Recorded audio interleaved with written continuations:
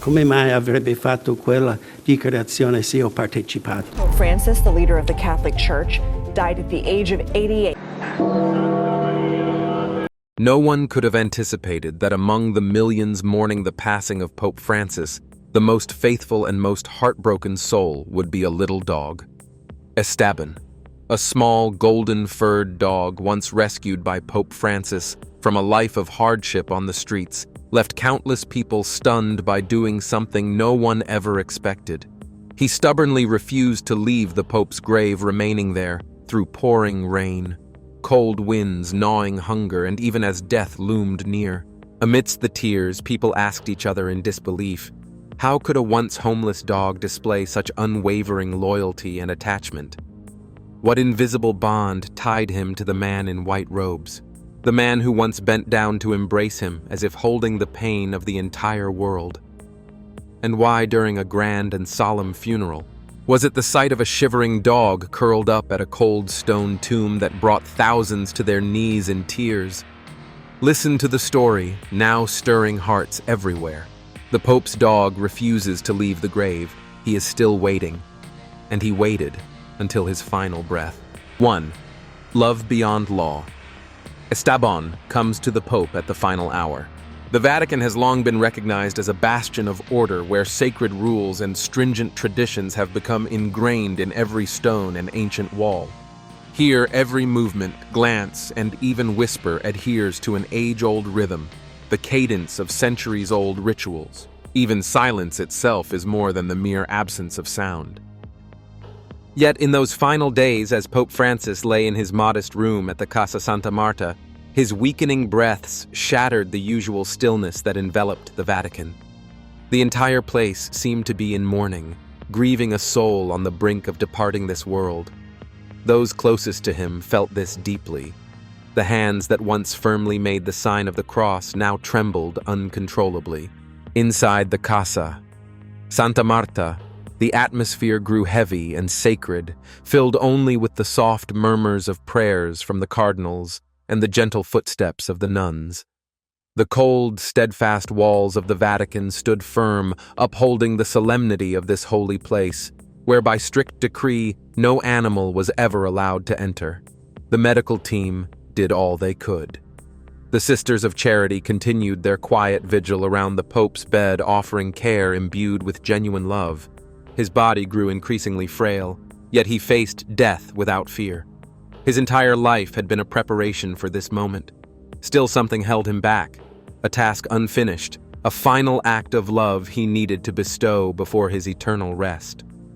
At the Roman gate, where Swiss guards in red and yellow striped uniforms stood watch with gleaming halberds, a small golden-haired dog stood silently. Estabbon, with eyes as round and bright as the sky, gazed toward the Casa Santa Marta. He barked, not out of anger but as a desperate plea, a sorrowful call for his beloved master. Pope Francis, passers-by, stopped observing the dog with a mix of curiosity and compassion, yet none dared approach. Estabbon remained steadfast, unmoved by the creeping chill of the evening that seeped through his thin fur. He stood there, waiting, as if his very soul was tethered to the Pope. Inside the small room at the Casa Santa Marta, Pope Francis lay still on his bed, his body gaunt and weary from the relentless illness, his pale skin, trembling hands clutching the wooden crucifix on his chest, and breaths as faint as a passing breeze painted a picture of suffering. Each breath was a battle against his weakening body, yet his eyes, though tired, radiated a boundless love and gentleness, as if he wished to embrace the entire world one last time. Around his bed, the cardinals stood with bowed heads, their solemn faces unable to conceal their sorrow. These men who had journeyed with him through the years sensed the impending farewell. Some clutched their rosaries tightly, lips moving in silent prayer, their eyes reflecting their inner pain. The nuns stood quietly in the corners, hands clasped, suppressing their sobs. Sister Maria, a young nun with a gentle face, knelt beside the bed, her eyes red from tears as she looked upon the venerable Pope she so deeply revered.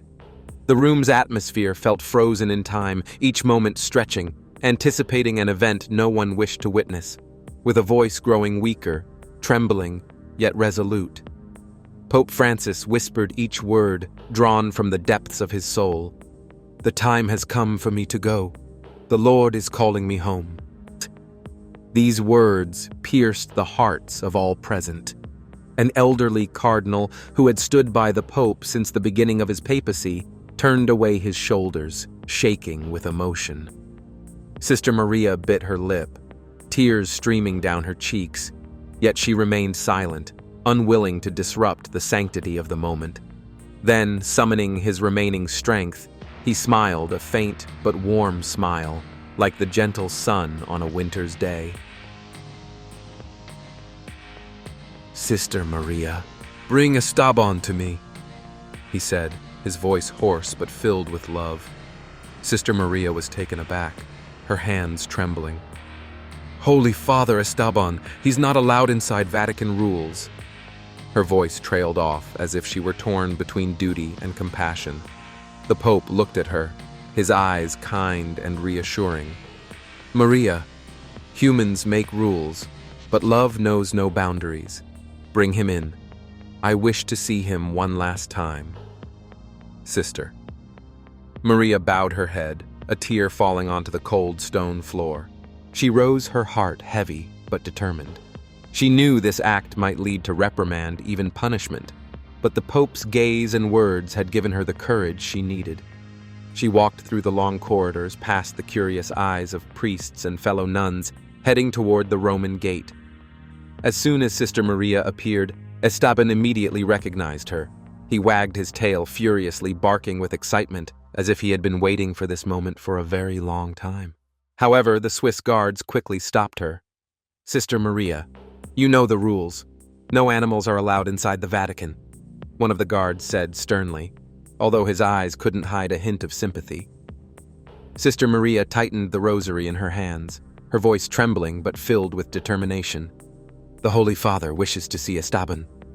It's his final request." Her words brought silence among the soldiers. They exchanged uncertain glances before turning toward the small dog who was trembling from the cold, but still looked resolutely toward the apostolic residence of St. Martha. Finally, the commanding officer gave a subtle nod, his voice low. "Go, but make it quick." Sister Maria bowed her head in gratitude, silent tears falling. She knelt and embraced Estabbon, whispering softly, "Let's go, little one. He's waiting." As if he understood, Estabbon followed her, his steps light but unwavering.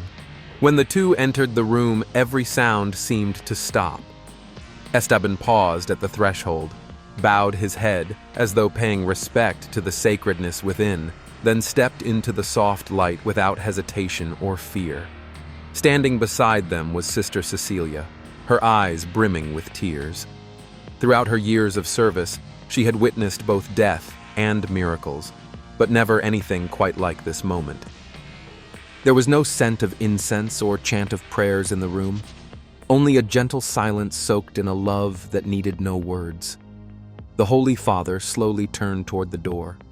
His eyes, clouded with age, lit up when they recognized the familiar figure, and he smiled a sincere, complete smile, not meant for cameras or the crowd, but for a true companion. Estabbon quietly approached the bed, lying down at its foot, gently resting his head against the bed frame. No jumping, no whimpering, just presence. Steadfast and loyal, as he had always been. Pope Francis's trembling hand reached out his fingers lightly, brushing through the coarse fur before pausing at the scars that told the story of a life spent wandering, loving, and enduring. "There you are," he whispered, his voice so soft it was barely audible, yet it carried the weight of a world holding its breath. Estabbon needed no command, no coaxing. His mere presence was the perfect answer to the deepest, most silent prayer of a man reaching the end of his life. The cardinals watched, some with furrowed brows, yet none dared speak when faced with the Holy Father's frail but commanding gaze. Estabbon leapt gently onto the bed, curling up beside him, pressing his head into the Pope's trembling hand. He stroked the thick fur, And in that moment it seemed as though all the pain, all the solemnity that hung over the Vatican simply faded away. All that remained was a pure love between a man and the creature who had journeyed beside him through the years. "Estabbon, you are my joy," the Pope said with emotion, his eyes glistening with tears. "Thank you for always being here." Estabbon let out a soft sound, as if in response, his eyes shining as he looked at him. The Pope's breathing slowed, then ceased altogether. Estabbon remained still as if he understood that his beloved master had departed. The bells of St. Peter's Basilica began to toll, signaling the passing of the shepherd. The cardinals knelt, muffled sobs echoing in the room. Sister Maria clutched her rosary and wept. Yet within her heart was a sense of peace, knowing she had fulfilled his final wish. And in that moment, the Vatican, the fortress of rituals, authority, and tradition, seemed to dissolve. Titles, vestments, sacred hymns, all became irrelevant. There remained only a man, a living soul, and a sacred bond that transcended every boundary. It was not loneliness nor fear, but love, pure, unconditional, requiring no reason or recognition. The bells of St. Peter's rang again, marking the hour. But in that room, there was no sorrow, no resistance. Only peace, a serenity beyond all understanding. Pope Francis closed his eyes, his hand still resting on Estabbon. And so a story began, not one of power or legacy, but a quiet truth that love in its most raw and honest form can melt even the hardest hearts and bring even the mightiest to their knees. 2. Estabbon and his special friendship with Pope Francis. Estabbon was never considered an important part. In a city rich with layers of culture and long history, where every stone could tell tales of saints and emperors, he was just a passing shadow. A stranger, a creature pushed to the fringes of the eternal city. Estabbon, the name given to him later. But before that, he was just a faint silhouette, quietly moving through the dusty streets bustling with tourists. His yellow coat, filthy and tangled, had been weathered by the rain and the cold of nights spent under bridges. His round eyes, sparkling like two gems, always reflected a profound sadness, as if searching for something. A home, a gentle hand, or perhaps simply a look that wasn't filled with complete unfamiliarity. His small, frail body, with ears drooping at the sound of passing horns or shouts from the crowd, still kept moving forward as though life was an endless journey. He had no choice but to continue. Those who noticed him only did so to shoo him away with a cold wave of the hand or harsh words. An inconvenience, a sight no one wanted to face. One autumn evening, as the sunset bathed St. Peter's Square in golden hues, Pope Francis, dressed in his simple white robe, stepped out of the Vatican for a moment of relaxation. He, the father figure with an open heart and boundless love for all of God's creatures, paused when his gaze unexpectedly met Estabbon's. The dog, curled up in a corner of the wall, gazed up at the passing crowd, devoid of any hope. There was something in those eyes that moved his heart, a fragility, a loneliness that even he, the head of the church, had felt in the quiet moments of his own life. He walked over, kneeling, despite the surprise of those around him and the Swiss guards. "Where do you come from, little one?" he whispered, his voice warm like the afternoon sun. Estabbon trembled, but instead of running away, he looked up and nudged his nose into the Pope's hand as if seeking some warmth in the coldness of the world. In that moment between the Pope and the strange dog, the world seemed to stop. He smiled gently, patting its dirty fur. "You will not be abandoned anymore. I will take care of you." Francis named the dog Estabbon, a name meaning steadfast and crown in Hebrew. It was not just a gift, but a prophecy. A creature once seen as meaningless had now become a symbol of friendship, loyalty, and unconditional love. And one day it would be led through the gates of the Holy Palace, where all rituals must bow before the heart. Though the strict laws of the Vatican did not allow animals to live in the sacred grounds, Pope Francis, with a heart that knew no bounds, decided to let Estabbon stay near the Roma gate. He entrusted Sister Maria, a young nun, with the dog's care, but it was the Pope who spent the most time with Estabbon. A small corner outside the Vatican was set up with a simple wooden tent, where Estabbon had a warm bed, a bowl of clean water and hearty meals.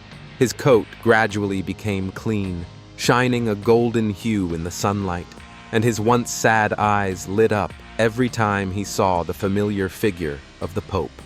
The bond between Pope Francis and Estabbon was like no other friendship. To the Pope, Estabbon was not just a dog, but a companion, a small soul that God had sent to remind him of simplicity and pure love. For Estabbon, the Pope was everything, the one who had given him a home, a name, and above all, a heart to rely on.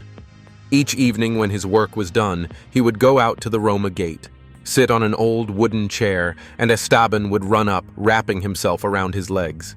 The dog would nuzzle against him, wagging its tail happily, and the Pope would smile a gentle smile that melted even the gloomiest of days. They did simple but meaningful things together.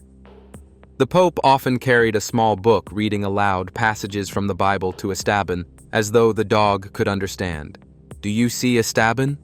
God loves all of us, whether we are human or a little dog like you," he would say, stroking its soft ears. Estabbon would lie still, his eyes half closed as if listening to every word.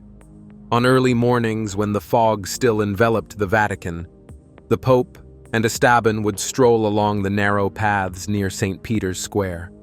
The Pope would walk slowly, his wooden staff tapping lightly on the stones, while Estabbon ran ahead occasionally, turning back to make sure the Pope was still there. Once he brought along a small ball and gently tossed it for Estabbon to chase. The dog hurriedly ran, quickly caught the ball, and brought it back, placing it at his feet, making him laugh out loud. The sound of his laughter echoed through the quiet space. "You're fast, Estabbon," he said while petting his head. Those simple moments became priceless joys for both of them. Estabbon was not only a source of comfort for him during the heavy days of leading the church, but also a living symbol of the compassion he always hoped to spread to the world.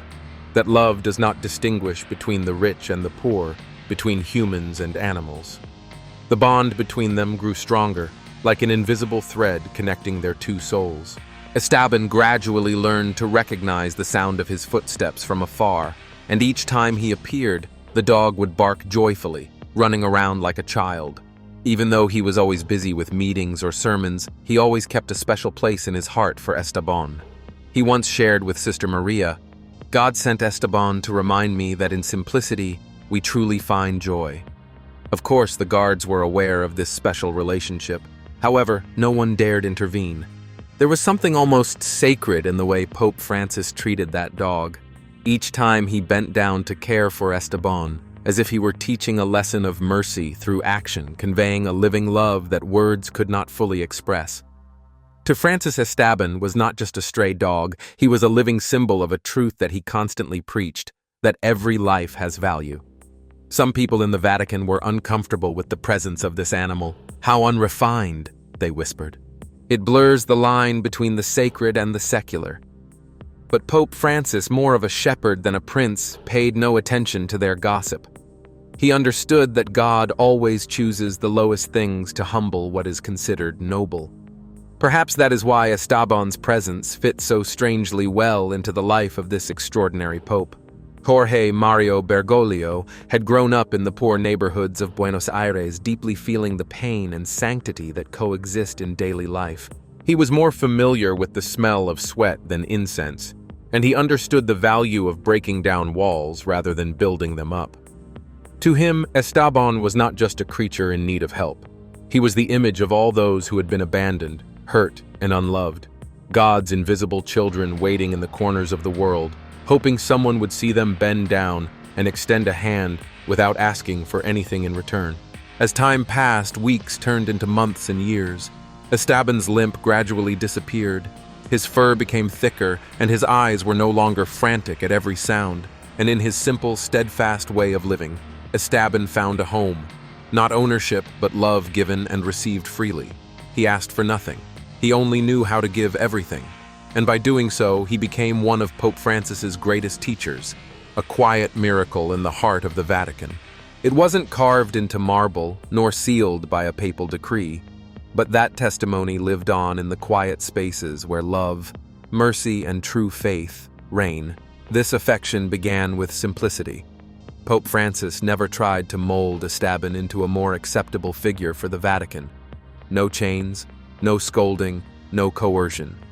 He didn't need Estabbon to become the Pope's pet. He simply needed Estabbon to be himself, wounded, shy, but still carrying within him a soul capable of love when given love. In those quiet, everyday actions, simply being together, a wordless gospel was lived. Isn't that the heart of the gospel? That God does not rule from afar, but incarnates among humanity, not as a king, but as a child, crying in a manger, not with thunder from the sky, but through quiet actions, breaking bread, washing feet, weeping by the tomb. Pope Francis didn't just preach this, he lived it, with Estabbon every day. And the dog, without performing, without asking for anything, remained the most beautiful reminder of unconditional mercy. Pope Francis, in those rare moments of intimacy, once asked, "How many times do we confuse love with noise? How many times do we measure affection by rituals, gifts, or loud words?" The answer may perhaps lie right at his feet, in the form of a creature once invisible, once limping, once abandoned. Now he stands as a living symbol of the love that one lifetime might never fully comprehend. 3. The dog never leave Pope's tomb. After the funeral. After the solemn funeral of Pope Francis, when the last bell rang across St. Peter's Square and the mourners quietly departed, only one small creature remained standing, refusing to leave the freshly buried grave. That was Estabbon.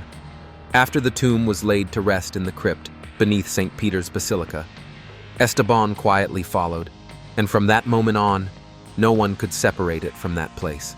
Day after day, it stayed there, occasionally glancing up at the statue of the saint, sometimes looking up at the sky as if listening to sounds that only it could hear. When it rained, it got soaked, but never moved. When the snow fell, its back was covered in white, yet it stayed still, its head resting on the cold stone directly above the grave. Many tried to move. Estabbon, security guards, volunteers, and even the clergy. But every time it was taken somewhere, it found its way back. Once they hid it in a convent thinking it was safe, but the next morning, Estabbon appeared beside the grave as if it had never left. Its golden coat was covered in dust, its thin body shivering in the cold of a Roman night. But Estabbon's eyes never strayed from the grave. It lay there motionless, as if it wanted to guard the owner who had given it a home, a name, and a heart to love. As time passed, Estabbon never left.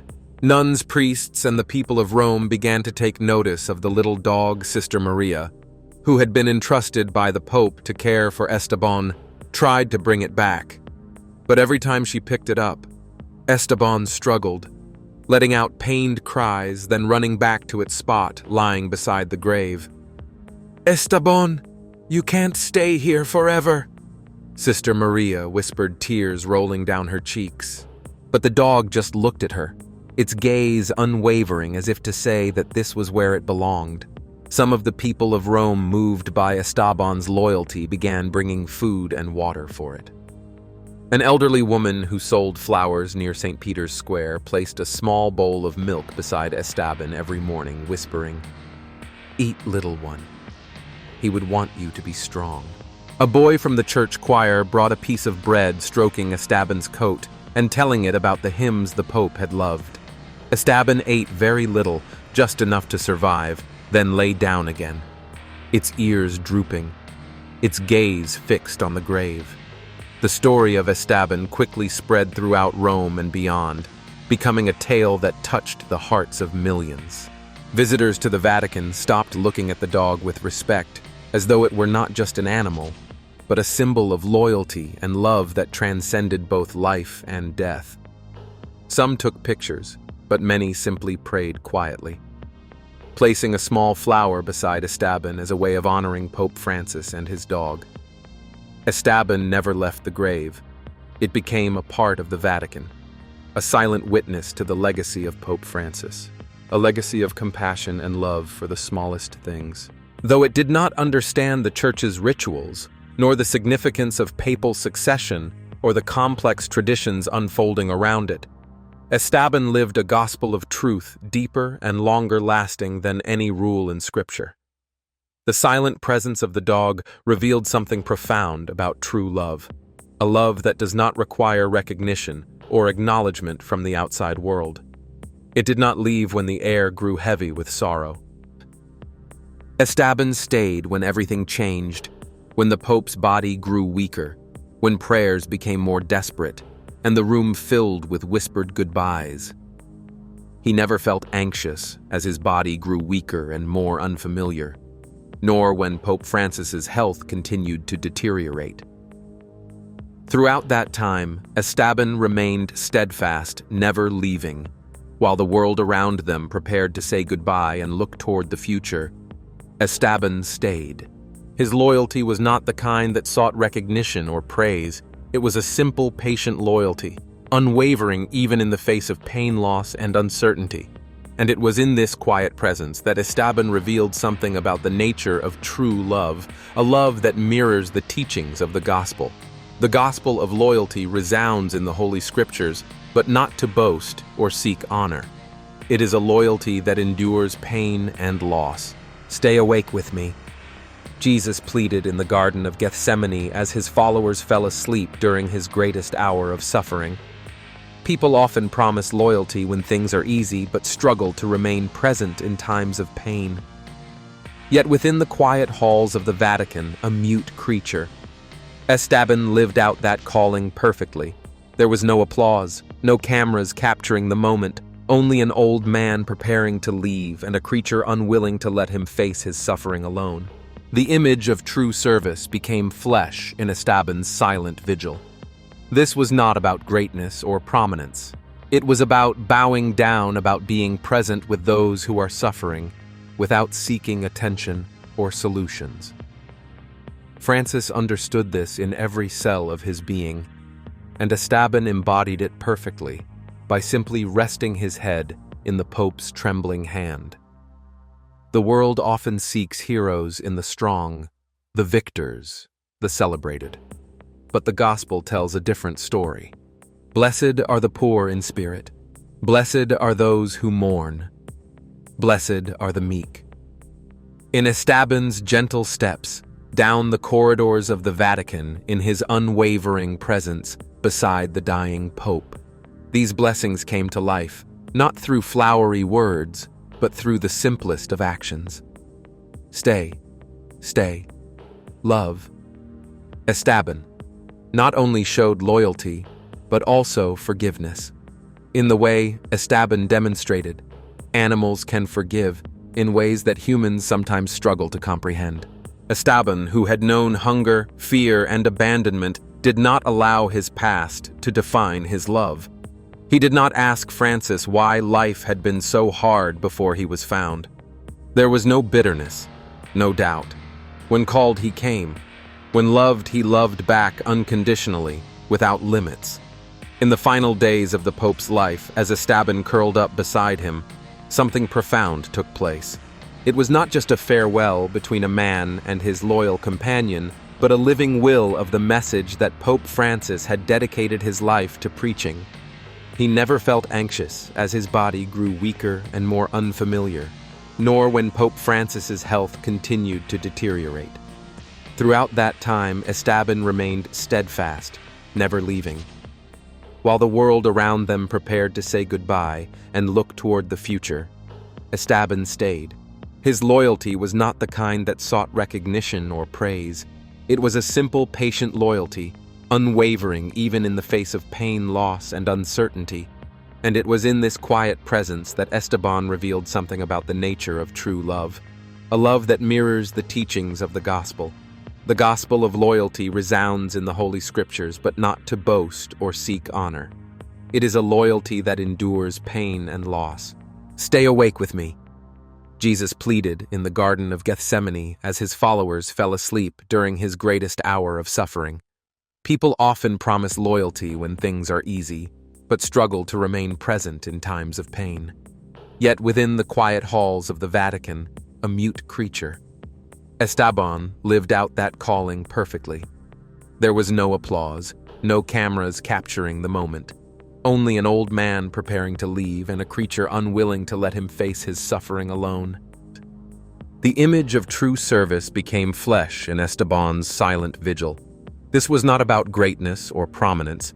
It was about bowing down, about being present with those who are suffering without seeking attention or solutions.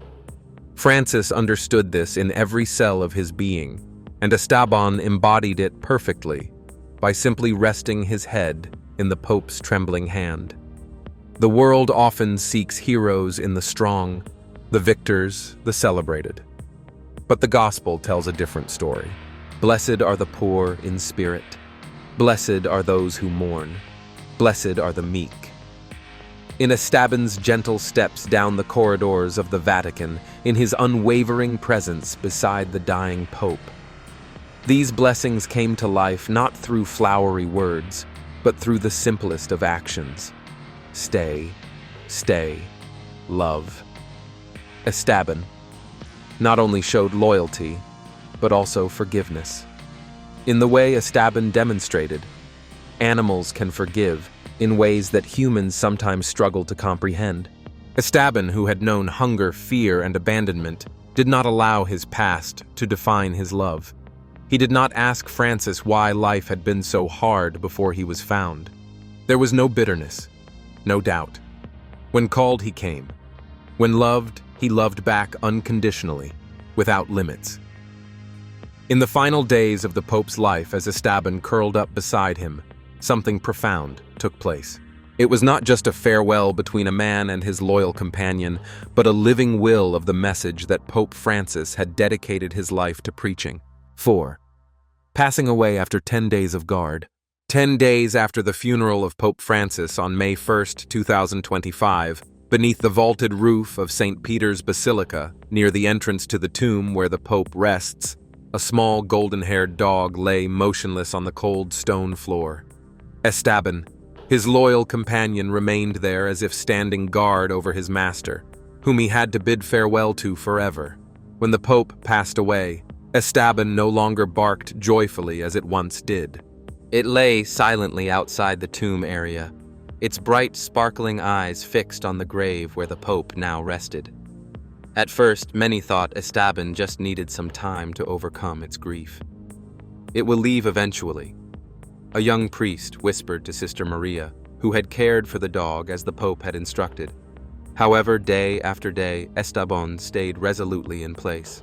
Even as the rain soaked the streets of Rome, dampening its golden coat, or when snow covered its frail body, it remained lying there in solitude, curled up yet steadfast. It ate very little, merely nibbling on some dry bread or sipping a few drops of water brought by kind-hearted people. Estabbon's loyalty touched the hearts of many. Pilgrims paused to quietly gaze at the dog, their eyes filled with emotion. The monks, though accustomed to the solemnity of the Vatican, could not conceal their sympathy. Even the Swiss guards, known for their stern expressions, began to notice Estabbon.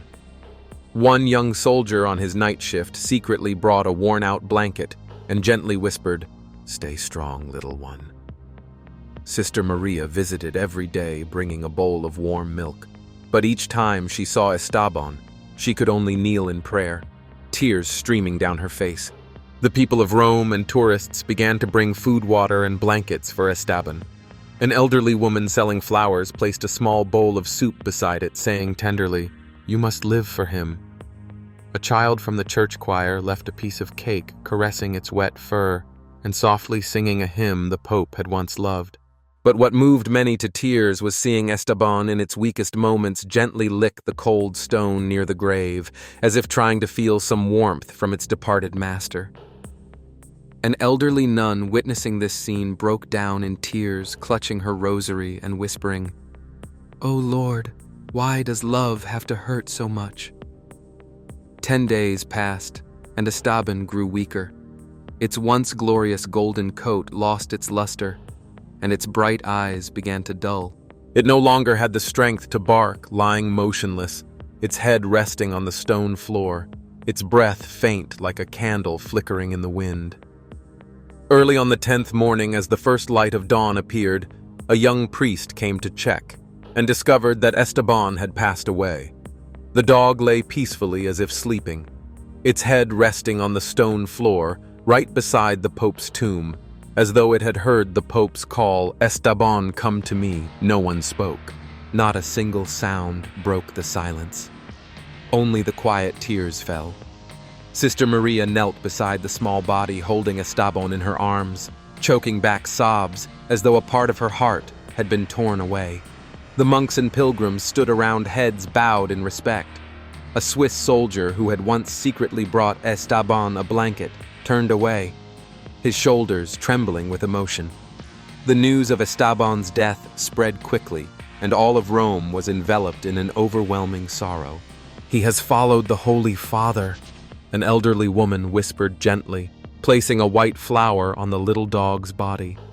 In the face of Estabbon's unwavering loyalty, the cardinals in the Vatican, despite their strict adherence to the rules, could not ignore it. After a brief meeting, they decided to hold a simple ceremony in his honor. With special permission, something never before granted in Vatican history, Estabbon's body was buried near the tomb of Pope Francis, in a small corner of the crypt. The ceremony was held in quiet reverence, with only the sound of prayers and soft sobs. Sister Maria, with trembling hands, placed a flower on the small grave and whispered, "You were faithful to the end, Estabbon." A small stone plaque was erected bearing a simple yet meaningful inscription, "Estabbon, faithful to the end." The plaque became a stopping point for pilgrims, a living symbol of love and loyalty that transcended the boundaries of life and death. People shared the story of Estabbon with great respect, not only because he was the Pope's dog, but because he taught them that love, even in the smallest of forms, could move the world. The news of Estabbon's death struck like a knife, reopening wounds that had not yet healed in many hearts. In St.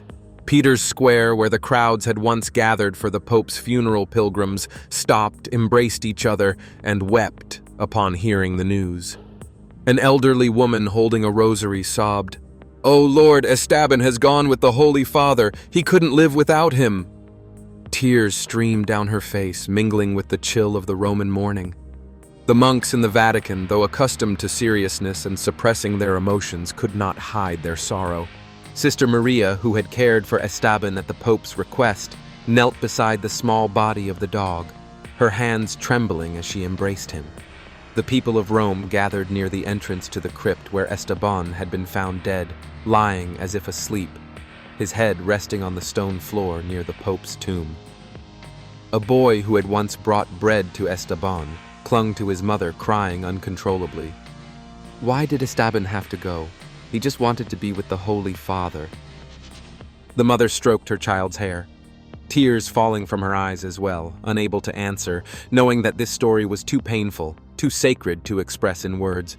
Pilgrims from all over the world who had heard Estabbon's story through newspapers or media images stood silently together, placing flowers and candles near the spot where Estabbon passed away. A man from Argentina, the homeland of Pope Francis, knelt and whispered a prayer in Spanish. "Thank you, Estabbon, for loving him as we do." He broke into tears not just for the dog, but for the memories of a pope whose compassion and simplicity had touched his heart.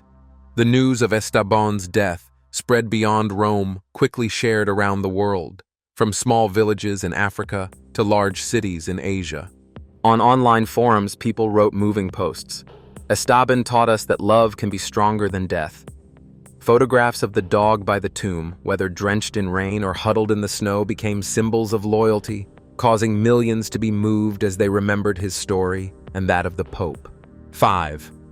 Love heals all wounds. True love. The kind of affection that can heal wounds, sustain connection, and endure over time does not often arise from grand gestures. It hides in the smallest moments, in silent acts, a gentle touch of the hand, a knowing look, a quiet hour spent together without needing to speak or demand commitment. Estabbon, with his calm demeanor and deep eyes, taught the Pope a lesson more profound than any homily. Gradually, those around them began to notice it too. They saw the Pope's gaze soften when Estabbon was nearby. They saw him smile more easily. The wrinkles carved by the weight of responsibility seemed to ease. Even if only for a fleeting moment, Pope Francis has always emphasized that the Church's mission is not to rule, but to accompany. Not to drag others where we think they should go, but to walk beside them exactly where they are. In Estabbon's slow and patient presence, the Pope found a living lesson. Love cannot be forced or commanded. It must come from waiting patience and genuine relationship. God treats us in the same way, not imposing, not ordering, but simply being present and always loving. When the Pope looked into Estabbon's scarred face, he didn't just see an animal. He saw the beginning of everything. He saw traces of God hidden in the matted fur and fragile steps of the dog. He saw what the rushed world often forgets, that life in every form is sacred because it exists by the will of the Creator. And so the bond between them wasn't merely about a dog named Estabbon. It spoke of how God's fingerprint remains on everything. He created from a stray dog to the abused refugee to the tiny leaf pushing through into the sunlight. All things carry the sacred within them.